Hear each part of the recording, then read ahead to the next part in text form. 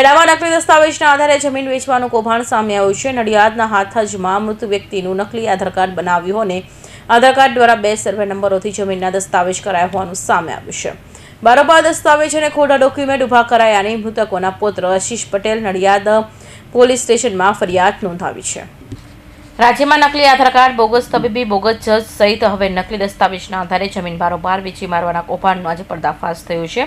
નડિયાદના હાથજ ગામે મૃત વ્યક્તિનું નકલી આધાર કાર્ડ બનાવવાનું અને આધાર કાર્ડ બનાવી જુદા જુદા 2 સર્વે નંબરોની જમીનોના બારોબાર દસ્તાવેજ કરાયા હોવાનું સામે આવ્યું છે।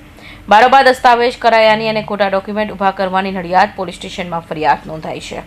વ્યક્તિઓ મરણ ન ગયેલા હોવા છતાં ખોટા નામ ધારણ કરી ખોટા મરણના દાખલાઓ બનાવી અને બનાવટી વ્યક્તિઓ ઉભા કરી મરણના દાખલા મેળવી એ આધારે જમીનની અંદર નોંધ પડાવી અને ખોટો માલિક બની 7/12માં નામ નોંધાવી આ જમીન કમરુદ્દીન નાસિરભાઈ મલેક જે કેસરાના રહેવાસી છે એમને વેચાણ આપેલી છે।